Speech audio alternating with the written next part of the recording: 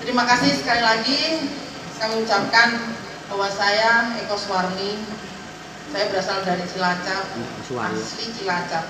Rumah saya di Jalan Gliwis, Cilacap. Kalau dulu di depan Kopassus, tahu Kopassus dulu ya? Nah, saya di situ dulu, ikut nenek saya, tapi ibu saya di Jalan Gliwis.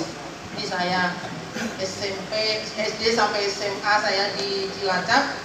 Selanjutnya saya hijrah ke Semarang, Jakarta, dan muter-muter sampai terakhir sekarang di Kejaksaan Agung. Dan saya juga pernah eksekusi hukuman mati dari mulai Amrozi sampai kemarin terakhir. Nah, hati-hati ya dengan eksekusi. Bapak kan nggak mau dieksekusi kan? Bapak itu sahabat kami. Bapak adalah semuanya itu orang-orang yang sudah dipercaya oleh masyarakat. Jadi Bapak Kades dan Ibu Kades semua perangkatnya orang-orang yang dipercaya di masyarakat. Saya rasa ini bagus sekali kita dengan pertemuan ini.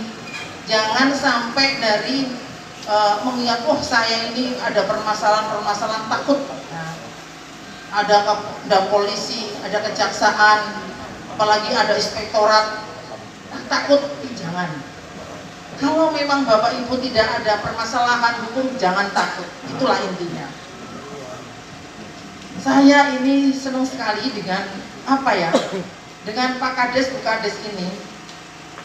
Orang yang bagi saya adalah pemerintahan yang paling saya hormati adalah permintaan yang paling tertinggi buat saya, bukan presiden, ya. Kalau presiden memang secara isu tertinggi, tapi secara kemasyarakatan adalah kepala desa. Kita bisa bayar. Jadi kepala desa ini mulai dari ceprol sampai mati yang ngurusin sinten nggih? Kepala desa kan? Nggih mboten? Lah nggih. Ya. Itu upaya saya merangkul masyarakat. Kedua kerjaan saya tiap Senin sampai Kamis itu untuk staf saya. Tapi hari Jumat, Sabtu, Minggu untuk LSM, wartawan dan BEM. Kenapa saya ucapkan gitu? Supaya tidak ada maksudnya menjolimi, ya, nggak ada seperti itu. Jadi kalau saya ketemu, ayo kita kopi morning pagi-pagi minum sama LSM, sama wartawan. Apa yang kamu dapatkan dari kalian? Anda adalah mitra saya, Anda adalah teman-teman saya. Mari kita bersama-sama. Kalau mau bikin surat, mau bikin apa, nggak usah. Sekarang koordinasi aja sama saya. Saya kalau bikin surat LSM dan sebagainya nggak usah. Jangan ngopas-ngopas, nggak usah. Kita ngobrol aja. Oh Bu, di sana itu tadi jembatannya jebol, rusak. Berarti proyeknya bagaimana? Oh yuk kita nanti bareng-bareng ya. Kita bisa bareng-bareng. Jadi nggak usah surat-suratan. Mungkin di sini kalau ada LSM, Pak wartawan ada nggak? LSM wartawan di sini ada nggak? Nggak ada. Harusnya ada. Kalau ada ya saya senang sekali. Mungkin teman-teman saya dulu gitu. Ada ya? Pak LSM wartawan ya ada nggih? Mana nggih? Oh nggih, sip. Nah itu Pak, itulah yang harus kita rangkul bagaimana. Saya dulu bentuk Forbaka, Forum Komunikasi Wartawan. Tuh saya bentuk. Di sini ada nggak? Kejaksaan ada nggak? Nggak ada bentuk. Saya dulu seperti itu. Kenapa kalau nggak dibentuk? Itu adalah untuk menjalin komunikasi bahwa wartawan dengan pemerintahan itu bagus. Ya nggak? Ya Pak? Ya itu. Nah seperti itu. Inilah tugas semuanya nanti dari itu bentuk seperti itu. Tapi nggak semua kok ya, semua enggak. Tapi saya pertama kali dulu di Jawa Tengah saya bentuk seperti itu. Akhirnya sampai sekarang di pusat pun seperti itu, bentuk Forbaka, Forum Komunikasi Wartawan. Jadi terkoordinir lah gitu. Terkoordinir dari apapun kalau seandainya ada permasalahan hukum apa-apa di wilayahnya, baik SKPD, baik kepala desa, baik pemerintahan apa yang lain itu pasti komunikasi. Bu, ini ada permasalahan begini gimana? Oh, gini gitu loh. Jadi itu nanti ada alurnya, ada jalurnya. Jadi di situ lagi sekarang ada di ruangnya ruang konsultasi ada ya Mas ya? Ada ya? Ada nggak di Kejaksaan? Ada kan?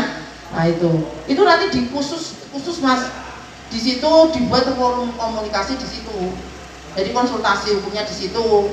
Jadi apa permasalahan dari masyarakat mau konsultasi masalah ini di situ ya, di situ loh. Ini adalah saya memang udah sejak dulu kemana-mana.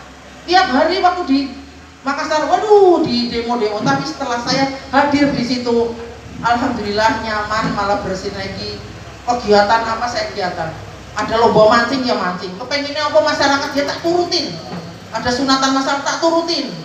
Ada kegiatan pagi bersih saya turutin semuanya. Jadi semuanya alhamdulillah jadi masyarakat yang menyatu dengan kita. Itu yang saya lakukan sebagai saya pemimpin saat itu. Baik di Jogja, baik di Makassar, baik di mana-mana saya selalu begitu. Baik di Ambarawa dulu juga begitu. Mungkin yang ketemunya ketua ketum Papdesi Indonesia itu Bu Yati, itulah ketemu saya sudah awal dari saya masih dikasih lah di Ambarawa itu. Nah ini kenapa saya kepengen deketnya sama Kades, sama Bu Kades, Pak Kades, karena permasalahan yang rumit di dalam pemerintahan yang paling harus dibantu, harus dicegah adalah di Kades. Kades kalau ada masalah sedikit larinya kemana? Pengacara, ya enggak? Iya enggak? Pengacara duitnya piro Pak? Sayang kan? Sekarang di sini di Dewan Pakar Hukum ini kita ada bidang-bidangnya Pak ya, di kabupaten Pak ini Pak ini kan sudah ada ya Dewan Hukum, jadi masing-masing kabupaten ada kan ya Pak ya. Nah ada, nanti sebagai tangan kanannya, maksudnya tangan panjangnya beliau, lewatnya langsung ke saya. Jadi Bapak kalau ada permasalahan hukum yang memang harus kita konsultasikan, tetapi satu, jujur. Kalau tidak jujur, Sarah menyampaikan kepada saya nggak bisa dari bundet. Karena apa? Mungkin permasalahan itu ketidaktahuan karena ada dengan laporan, semua laporan pasti diterima. Itu ternyata iya padanya, ibaratnya terbukti tidaknya pasti diterima di situ. Nah, nanti dikupas di situ. Kalau nggak jujur, saya mau menyampaikan gimana? Oh, berarti Anda seperti ini, Anda seperti ini, bagaimana gitu kan? Saya komunikasinya dengan kejaksaan maupun kepolisian nggak bisa kalau tidak jujur, ya? Itu loh Pak. Jadi kalau ada permasalahan monggo yang berhubungan dengan adanya tindak pidana kriminal maupun pidana korupsi, silahkan.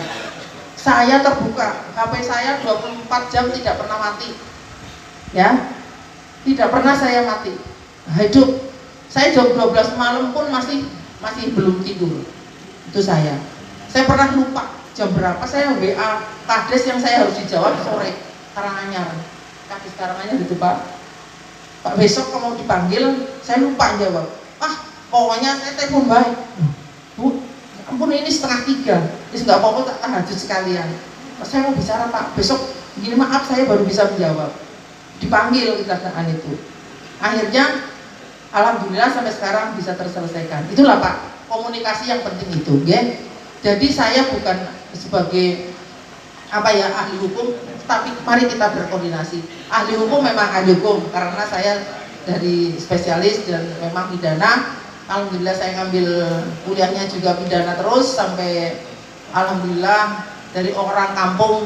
Pak ini tahu sendiri Pak Rosikin, dari Indil-indil sampai sekarang saya bisa berdiri di sini, tahu Pak Rosikin kenapa perjuangan saya, bagaimana cara kepengen menjunjung kedua orang tua saya. Bapak Ibu yang kami hormati, Kepala Kades dan semuanya para pejabat yang ada di sini, para undangan, saya akan menyampaikan sedikit aja. Jadi begini, permasalahan hukum ini adalah rumit ya Pak ya. Bapak ini punya anggaran dana desa, iya enggak? Sekarang ini sekitar kalau tahun 2021 itu sejumlah sekitar 71 triliun semuanya se-Indonesia. Tetapi ini 2022 saya belum bisa mengecek berapa, belum tahu. Tapi kayaknya mungkin lebih dari itu ya. Untuk Kades di Indonesia, khususnya di Jawa Tengah, ini semua juga terrealisasi sudah semuanya. Ini laporannya sudah semua ya Pak ya? Sudah ya? Sudah mendapatkan lagi belum? Sudah ya, ada yang mendapatkan belum? Yang belum? Belum, belum semua. Sudah masuk ke kas desa? Sudah ya? Oh iya. Sudah dijalankan belum? Sebagian sudah. Bapak bisa nggak merealisasi anggaran itu untuk pekerjaan? Pada bisa nggak? Bisa ya? Kalau tidak bisa, Bapak umumnya pekerjaan konstruksi. Bapak bisa mau tanya kepada PU Pak di sini ya. PU untuk yang mau bikin ini gimana gitu. Karena apa ya? Kita nanti di situ kadang-kadang orang tidak tahu, wah tuku aspal kepala EDW piror gone. Jangan sampai, yang penting ada kwitansi, ada nota lah, kita merem. Terserah itu, pokoknya merem saya. Di situ yang penting ada nota, ada kwitansi, mungkin dari kepolisian, kejaksaan. Itu kalau melihat ya kita merem. Kalau inspektorat dia taunya datang, ya. Jadi kalau datanya nggak komplit, uangnya lari kemana, itu nantinya dianggap penggelapan. Jadi di sini kalau korupsi itu ada beberapa item ya Pak ya. Satu karena jabatannya untuk memperkaya diri sendiri, menggelapkan, menyuap, ada 7 item ya. Itu seperti itu. Jadi kalau yang sering dilakukan adalah markup, mensuap, penggelapan, terus untuk memperkaya diri sendiri maupun orang lain. Atau kalau jabatannya begini, Pak Kades tanda tangan toh. Tapi Pak Kades ora ngerti apa sing ditanda tanganin. Padahal dari kasih-kasihnya dari bawahnya itu sudah ada parafnya, nggih mboten? Lah panjenengan ndak ngerti. Tanda tangani baik. Nah, tahu-tahu setelah diperiksa inspektorat ada permasalahan. Nah, itu gimana?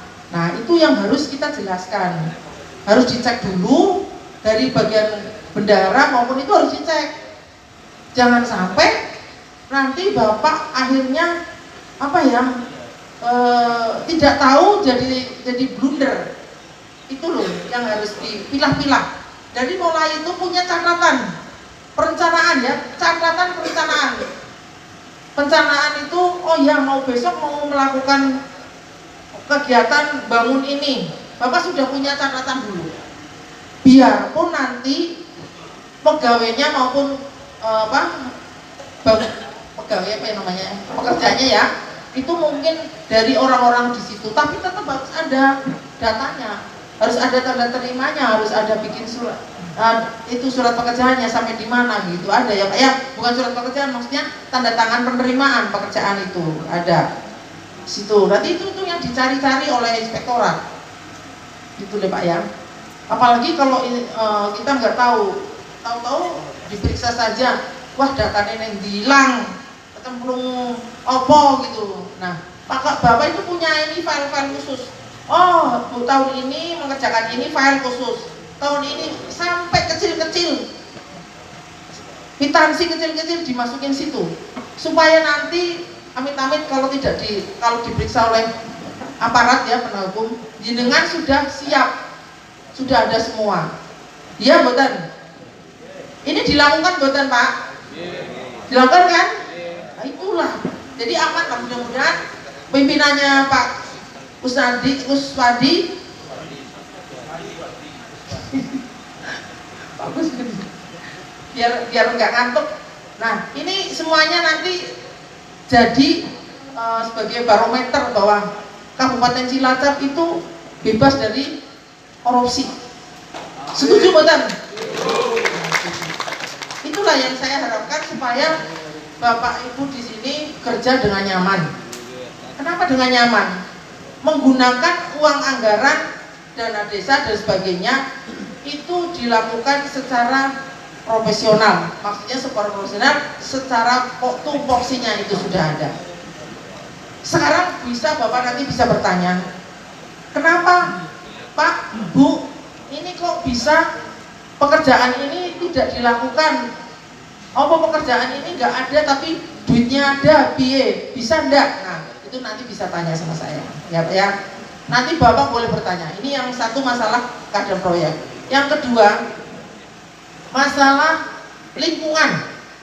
Bapak Kades, Bu Kades sering diadakan lingkungan masalah sertifikat tanah, nggih mboten? Pusing enggak?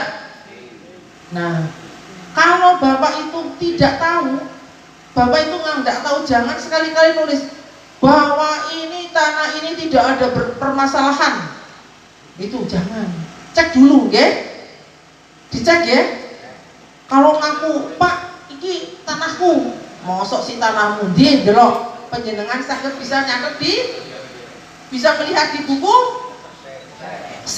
yang panjang ya, ini ya.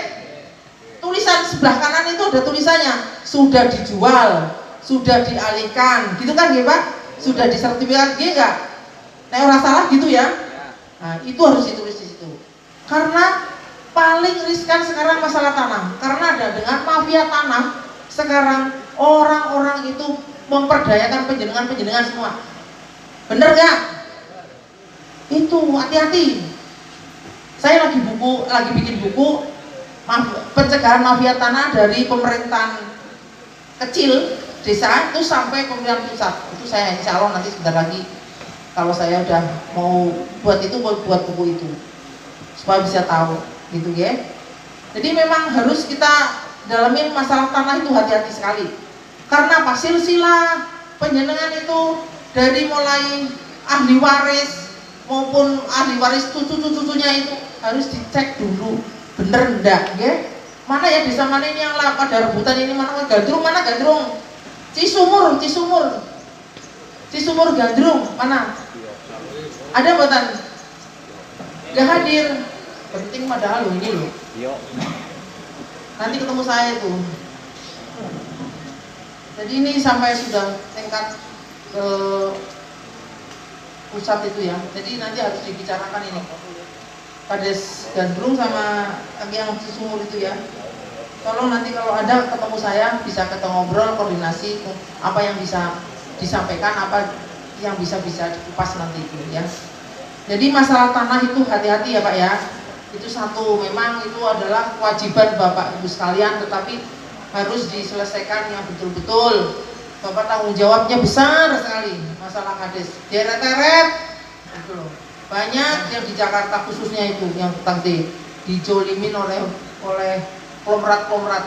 Nah itu sekarang makanya mudah-mudahan di Cilacap enggak lah, di Cilacap ini harus baik-baik karena dengan pemimpinan Pak Diketuai dan Pak Kusnan ini semuanya harus loginawi, harus tidak ada permasalahan, harus adem ayem ya, gitu ya.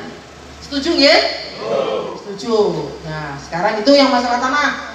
Sekarang masalah lingkungan. Lingkungan ini umpamanya apa? Masalah air, masalah tanaman, masalah pokoknya lingkungan lah, urusannya dengan lingkungan. Lah lingkungan di situ masalah air dan tanah maupun hutan yang milik perhutani maupun hutan lindung, jangan sekali-kali Bapak itu memberikan buat sertifikat nih Pak ya. Jangan ya. Saya sudah nahan itu di sana waktu itu Pak. Jadi hutan lindung dibuat kepala desa nyuwun KTP-nya orang-orang, kerjasama dengan BPN, kerjasama dengan Pak Camat, dibuatlah sertifikat. Nah orang itu kan tidak tahu tanahnya di mana, yang penting jadi sertifikat. Nah tahu-tahu sertifikat sudah jadi sertifikat, dimasukin bank lah, dijual lah. Nah kan itu, waduh, dijual itu. Padahal yang jual itu waktu saya di Makassar, ke siapa coba? Ke adiknya Pak Yusuf Kala. Iya jajar salahnya, saya mau periksa seperti itu, ya. Wis pokoknya aku copot ya ora apa-apa, sing penting saya bener gitu. Akhirnya saya bisa mengasih solusi karena yang membeli itu adalah beretiket baik karena sudah ada sertifikat ya. Ini sertifikat loh, saya beli sudah ada sertifikat, saya nggak tahu masih tak tumpuk 30 sertifikat lagi. Tetapi apa yang terjadi? Sekitar teman-teman mulai dari Kajari dulu itu nggak pernah mau nggak mau meriksa. Kenapa di demo terus? Setelah saya di sana, loh ibu ini baru duduk, masa saya di demo? Itu bu, baru bu. Kenapa bu ibu nggak mau proses bu? Nah, orang sana kan ngomongnya gitu ya. Itu sekarang ibu Kajari perempuan nih, gitu. Selama ini kajarinya laki-laki semua, mandul, bilang gitu. Oh iya, terus gimana nanti ya, saya itu nggak tahu. Iya Mi, datang nih, mana Mi-nya? Maksudnya Mi itu kalau sana nanti ya, gitu loh. Kalau sana kan nanti Mi, saya datang lagi Mi, mana Mi-nya? Nggak ada disiapin Mi kok. Jadi bahasanya ada lucu-lucu, saya baru datang kaget itu. Nah, setelah itu oke, ayo perwakilan datang ngumpul sama saya.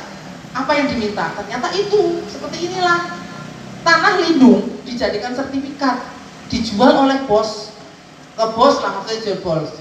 Kok nggak selesai? Nah ini camat, kades sama BPN kok diem aja nggak diapa-apain. Nah itu akhirnya saya bismillah, apa yang saya cek dulu, ayo para kasih kumpul kita gitu. Setelah kita kumpul, apa? Oh, udah gini aja. Ayo kita kumpul. Kita udah janji dengan para wartawan loh, para itu loh tadi media.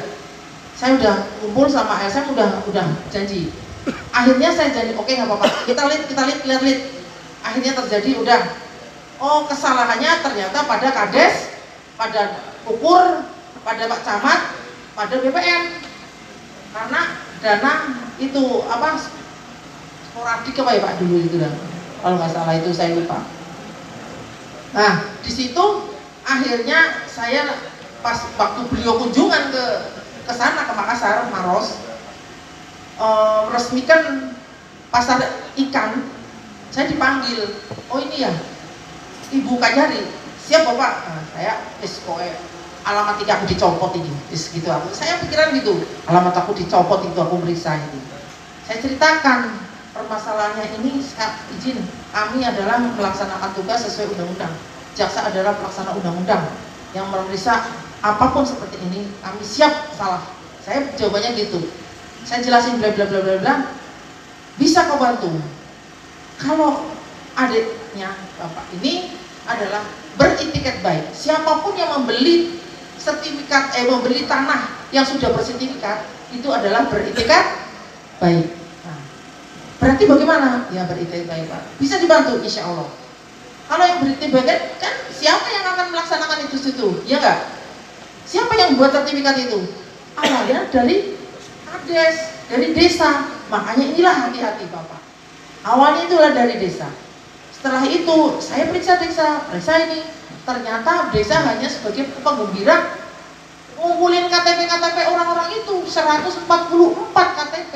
Jadi sertifikat semua. Nah, akhirnya ya sudah, yang jadi tersangka ya kades, camat, Pak BPN, kepala BPN. Jadi semua itu. Sertifikat itu akhirnya sudah jadi 144 sertifikat. Saya kembalikan ke negara. Putusannya saya tuntut 7 tahun. Ada yang 6 tahun, kepala desa saya tuntut cuma 1 tahun. Dia nggak ngerti apa-apa. Tuntutnya kan minimal kan 1 tahun itu ya, pasal 3 ya gitu. Itu saya tuntut itu. Akhirnya terima kasih sekali, tidak masalah. Akhirnya keluarga dari beliau tidak kena apa-apa, hanya sebagai saksi pembeli, tetapi dia rugi juga karena sertifikatnya dikembalikan ke negara.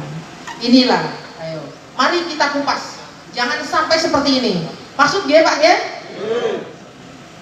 Semangat! Ayo ngantuk sampai semangat? Cilacap!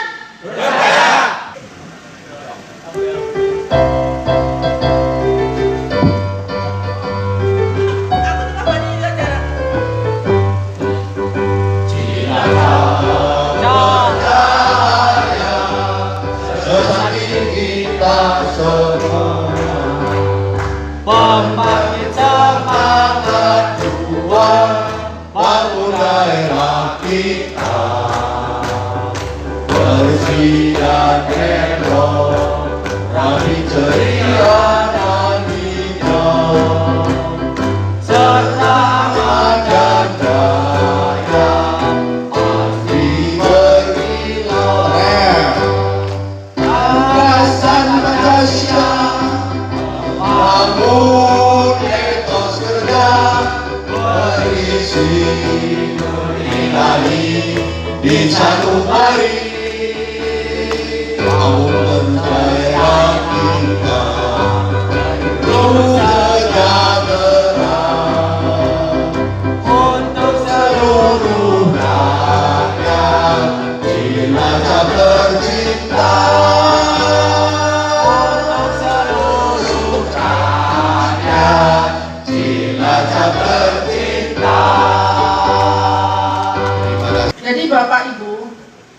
Ingat ya tadi ya, kata-kata saya ya Pak ya. Hati-hati dalam melaksanakan Bapak itu cara memberikan keterangan masalah tanah ya. Tanah adalah paling riskan, tanah adalah nyawa. Tanah adalah kita nanti dari itu masuk tanah lagi, ya kan? Itu ibaratnya itu ibaratnya malati ya. Nah, sekarang Bapak Ibu di sini sudah tahu ya tadi ya. Jadi rambu-rambu untuk supaya Bapak tidak terkena permasalahan, Bapak harus hati-hati. Cek and recheck. Nah, tadi sebagai pejabat dibandingkan ya, petinggi desa, Bapak itu harus ngecek kalau setiap tanda tangan. Biarpun tidak tahu nih seperti di Demak nih. Demak ini saya ceritain Demak. Dia tidak tahu apa-apa, tapi tanda tangan. Pak Lurah manut baik. Demak sama satu lagi Slawi Pak yang di situ ya. Itu juga seperti itu. Keduanya adalah Wonogiri. Wonogiri itu Bapak dijadikan direktur. Lanjut dengan kades bisa jadi direktur enggak? Enggak ada toh? Itu mau jadi direktur. Itu Wonogiri Pak. Akhirnya kepala itunya Bapermades bukan apanya Bapermadesnya? Apa ya Pak ya? Pemerintahannya itu kena karena dia mau jadi itu. Jadi ada bantuan sapi. Karena sapinya molet, nggak ada ini. Akhirnya apa? Sapinya itu mati atau gimana? Karena tidak tumbuh, terus uangnya bantuan itu buat beli pupuk, bikin pupuk. Pupuk itu pupuk bikin ternak, pupuk pakan ikan, pakan ternak lah macam-macam. Nah, dibentuklah suatu PT. Kepala desanya suruh jadi direktur, coba kan? Ya kurang ajar itu. Itu ada dari pihak tiga. Siapa? Kenalannya Pak Camat. Bukan Pak Camat Rosikin loh. Ini saya cerita nih. Makanya ini banyak banget sekali. Kenalannya Pak Camat. Yowis pokoknya karena kenalannya Pak Camat penjenengan kayak kades kan, yowis lah. Berarti percaya kan? Nah di situ. Ini jangan sampai nggak boleh itu secara hukum nggak boleh, ya. Itu hati-hati. Sekarang kalau seandainya jadi kalau kegiatan koperasi tidak apa-apa Pak, koperasi itu kan dulu. Bapak ini kepala desa ini sudah bentuk koperasi belum semuanya ini? Belum. Sekarang di sini bikin koperasi itu bagus Pak. Bikin koperasi ya di sini ya. Nanti ketuanya sopo koperasi, saya pembinanya nggak apa-apa. Koperasi ini dibentuk seluruh kepala desa, sopo ngerti. Koperasi kan berbadan hukum kan? Ya. Bapak bisa kerjasama dengan sekolah-sekolah. Apa coba? Bikin baju, ya kan? Bikin baju seragam sekolah. Oh, di desa aku pakai bendera koperasi. Kan koperasi dari kita untuk kita kan? Nah, dibentuklah koperasi. Nanti koperasi itu, oh iya, nanti gurunya kepala sekolah kan minta untuk mengajukan itu pembayaran kan pakai koperasi boleh. Yang penting ada NPWP kan di situ, boleh. Gitu. Ada Pak, boleh. Makanya yang di lingkungan ini ada sekolah, ada apa seragam, bikin seragam itu contohnya, ya. Tuh nanti kerjasama koperasinya ini, siapa tukang jahit dijak. Kedua, catering, ya kan? Oh ini ada mau hajatan, diborong oleh koperasi. Duitnya dari koperasi dulu. Tapi sing penting kok nek wis rampung hajatan duitnya orang iso bayar koperasi sing rugi gitu. Hati-hati juga ya. Nah itu penting juga. Satu lagi, kalau koperasi ini nanti kalau ada bantuan UMKM itu bagus. Kemarin ada bantuan sekitar 500 juta per kegiatan. Koperasi ini masuk ke situ bagus. Monggo coba dibentuk, enggak masalah. Kan ini koperasi untuk khusus kepala desa, tapi anggotanya kan boleh ikut. Nah, boleh ikut. Seandainya koperasi ini simpanan wajib 50.000 lah, ya. Simpanan pokoknya berapa gitu loh. Itu kan sudah ngumpul dulu. Lah nanti Bapak untuk nabung, sukarela dan sebagainya silahkan. Nah nanti kalau sudah 1 tahun baru dapat bantuan. Ini daya luhur sudah saya ajukan, tapi mungkin mudah-mudahan Pak, daya luhur belum. Sama mana ya? Gandrung yang pasar mana? Ada yang pasar mana? Apa ya? Gandrung ada nggak gandrung? Kok gandrung ora teko sih iki? Banjir. Gandrung padahal lagi minta bantuan untuk pembangunan pasar loh. Orang teko iki bejal, wis diajuke tekan provinsi. Iya. Coret gitu. Coba itu. Ini kayak di daerah mana itu ya sudah saya juga untuk, tapi maju sendiri, memang harus ke kabupaten dulu baru ke provinsi, nggak langsung, nggak boleh ya. Nah ini tujuan ini bagus. Kenapa saya bilang koperasi? Nanti koperasi kan ada perkumpulan, ada pertemuan. Jadi ini pertemuan ini kan untuk sebagai kekeluargaan, maksud kita sebagai silaturahmi. Dengan adanya dibentuknya koperasi ini dulu zamannya Pak Rosikin, koperasi Mino Saroyo ya Mas ya, Mino Saroyo Arto itu ya kecil, akhirnya bisa besar sampai dapat dari Soko Guru Koperasi Pak Harto dulu dapat itu, saya ingat. Itulah, saya senang kalau Bapak Ibu itu berorganisasi melalui organisasi yang positif seperti ini, koperasi ya. Nah tadi sampai mana ya? Tadi sampai permasalahan lingkungan ya, tanah dan sebagainya itu penting juga. Nah sekarang untuk kriminal. Jadi begini, ada wacana dari pimpinan saya dengan adanya restoratif justice system. Sudah pernah dengar belum? Di restoratif belum. Ini ada wacana bahwa bersyukur pada para kades bahwa ini nanti kalau memang ada permasalahan, kades itu jangan langsung dikriminalisasikan, tetapi harus ditelaah yang benar. Apakah itu betul dia melakukan tindakan hukum apa enggak? Karena kadang-kadang kades banyak yang tidak tahu administrasi, betul nggak? Nah, itu perlu dibimbing, jangan langsung dikriminal. Nah, kejaksaan tolong ya, saya minta tolong nanti sama Pak Kajari, kalau ada permasalahan hukum koordinasi dulu. Jangan kita langsung kriminalisasikan. Itu adalah wacana Bapak jaksaku, bahwa itu harus dikoordinasikan apakah benar dia melakukan sengaja pada. Kalau sengaja beda lagi, ya enggak? Udah tahu itu sengaja, nah beda lagi. Tapi kalau tidak tahu, berarti ini bisa nanti dikoordinasikan. Orang sengaja kan bisa. Aku ki ngerti ki duit kas pesona wisata seperti ini nih. Duitnya masuk kantong kades, kan niat, berarti udah tahu kan? Nah ini yang nggak benar. Seperti yang di desa mana ya Pak Joko ya, yang Curug Megi ya Pak Joko ya, yang kasusnya ini siapa? Kades? Kesugihan, mana kesugihan? Oh kesugihan, mana kesugihan, ada nggak? Kades kesugihan? Oh nggak ada sih Pak. Ini kades kesugihan nggak ada Pak, pada tidur ya. Kecamatan Kesugihan mana ada nggak?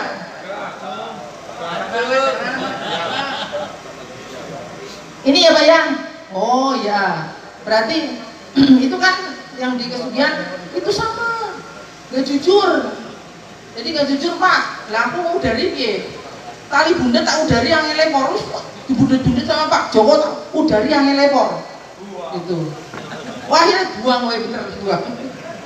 Itu. Jadi jangan sampai seperti itu. Kalau ada permasalahan, terus terang apa permasalahannya bisa dikoordinasikan. Kalau memang bisa dibantu dengan cara itu memudahkan permasalahan itu, tidak dengan bukan karena niatnya, tidak ada niatnya untuk melakukan tindakan korupsi, niatnya tidak akan tindakan penggelapan uang negara maupun apa, itu pasti akan dicek lagi nanti dengan berita acara pendapat para penelaah ya. Jadi ya ini dari Intel, ini kebetulan biar saya mbahnya Intel, saya cek dulu Intel terus, pendidikan Intel nomor 1, pendidikan Pisus nomor 1, saya cek gitu. Alhamdulillah Pak, bodoh tapi belum belajar. Nek belum belajar mesti ngerti seperti itu. Jadi mulai nyusup jadi apa saja, sampai ke daerah Maroro sana naik kapal cepat 7 jam. Nanti 7 jam lagi kapal cepat, bayangin mau ngambil orang teroris di sana itu dulu di Maroro. Itu loh Pak, perempuan lagi. Kalau mungkin mentalnya dulu nggak diajarin sama Mas Krosikin nggak mungkin mentalnya saya kuat. Mental dari nelayan saya ini, ya. Itu yang dari laut Pak. Makanya orang di gini nih, orang di udel katanya koko saya bilang gitu. Nah seperti itu. Ya saya sering alhamdulillah kumpul-kumpul sama nelayan sama ini. Nggak pernah saya kumpul sama bos-bos, mulai sama tukang beca, sama nelayan. Apa sih kehidupan yang kita hadapin apa? Sampai ini, saya dulu sekolah masih TU, belum jadi jaksa. Saya kayak TPI, sama ada yang namanya Bu Surip Pugiono itu. Saya beli ikan, nanti sing penting aku dikei sekilone rupiah apa 2.000 rupiah. Teman-teman saya dari kejaksaan, terus menung bae boleh Cino-Cino.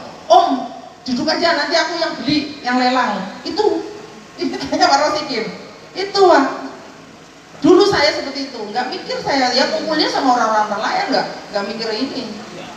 Jadi ya seperti ini aja. Selama ini ya seperti ini, tidak berubah lah pokoknya.